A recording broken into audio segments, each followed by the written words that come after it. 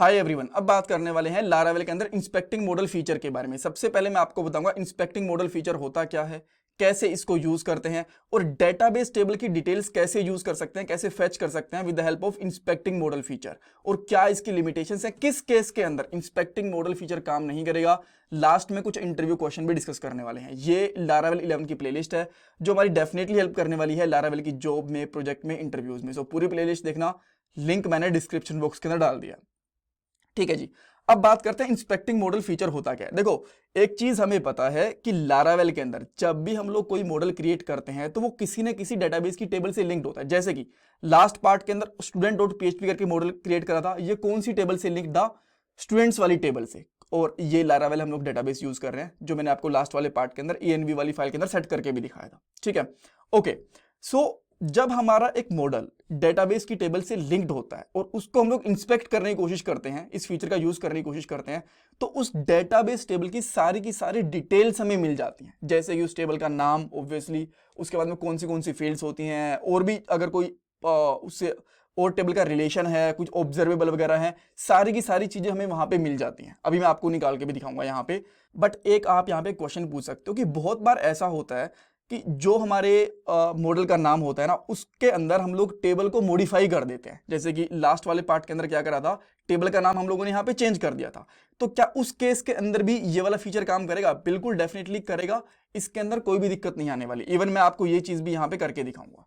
तो सबसे पहले ये देख लेते हैं कि इंस्पेक्टिंग मॉडल फीचर को यूज करने के लिए क्या कमांड हमें रन करनी पड़ती है। सिंपली आपको कमांड लाइन के ऊपर जाना है, यहाँ पे लिखना है PHP आर्टिसन, देन उसके बाद में मॉडल कोलन शो, और उस मॉडल का नाम, जैसे कि हमारे मॉडल का नाम कौन सा है, स्टूडेंट। इसकी डिटेल्स चेक करना चाहते हैं, सिंपली मैं यहां पे लिखूंगा स्टूडेंट और एंटर कर दूंगा। .php लिखने की जरूरत नहीं है। अब इसने देखो क्या क्या बताया, डेटाबेस का नाम क्या है, ये इंस्पेक्ट मॉडल होता है ना, यही होता है। यहाँ पे सारी की सारी डिटेल निकाल के दे देता है। आपको क्या करना है, PHP आर्टिसन मॉडल शो, और बाद में जिस मॉडल की आपको डिटेल चाहिए उसका नाम लिख सकते हो। अब इसका बेनिफिट क्या है मैं भी आपको बताऊंगा।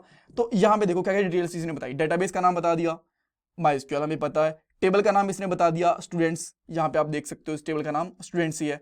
देन उसके बाद में इसने बताया एट्रीब्यूट कौन से हैं, और यहाँ पे इसने टाइप बता रखी है, यहाँ पे इसकी कास्ट बता रखी है। आईडी है, ये यूनिक है हमारी, ये चीज हमें पता है कि इसको हमने यूनिक रखा हुआ है। ऑटो इंक्रीमेंट भी रखा हुआ है, ये भी आपको पता है।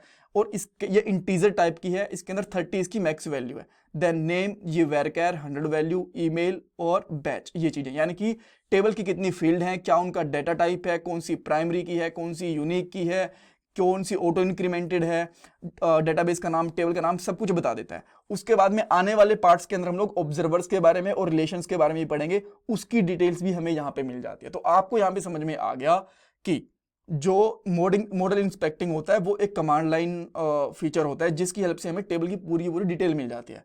अब यहाँ पे आपको टेबल की डिटेल मिल रही है, बट अगर मैं यहाँ पे टेबल का नाम चेंज कर देता हूँ, लेट्स से कॉलेज स्टूडेंट, ठीक है, यहाँ पे मैंने टेबल का नाम चेंज कर दिया, और यहाँ पे बिकॉज ऑब्वियसली इसी नाम के हिसाब से टेबल का नाम होगा ना यहाँ पे। सो अब मैं इस टेबल का नाम यहाँ पे रख देता हूँ सेम। सो मैं यहाँ पे जाऊंगा स्टूडेंट के अंदर, देन ऑपरेशन के अंदर, और इसका मैं यहाँ पे नाम चेंज कर देता हूँ। गो करूंगा एंड ये टेबल का नाम अपडेट हो गया, कॉलेज स्टूडेंट्स। एंड देन अगर मैं कमांड को दोबारा से रन करता हूं तो आप देखोगे यहाँ पे टेबल का नाम भी अपडेट हो चुका है। ठीक है, हाँ। अब अगर एक ये तो आपको पता लगेगा, अगर हम लोग यहाँ पे मैनुअल नाम डालते हैं टेबल का तो भी फीचर काम करेगा।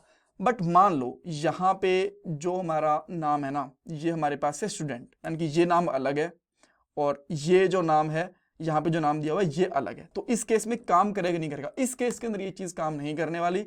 इसके अंदर टेबल का नाम बता देगा कि कौन सी टेबल यहाँ पे कनेक्टेड होनी चाहिए और उसका डेटाबेस का नाम, बट एट्रीब्यूट, रिलेशन, ऑब्जर्वेबल, ये इनमें से कुछ भी डिटेल नहीं दिखेगी। बिकॉज एट्रीब्यूट दिखेंगे कैसे, इस नाम की टेबल तो एग्जिस्ट ही नहीं करती। बट अगर मैं यहाँ पे इस चीज को हटा दूं तो बाय डिफॉल्ट ये कौन सी टेबल को उठाएगा, स्टूडेंट्स वाली को। एंड देन अब आप देख सकते हो सारी की सारी डिटेल्स आ चुकी हैं, राइट।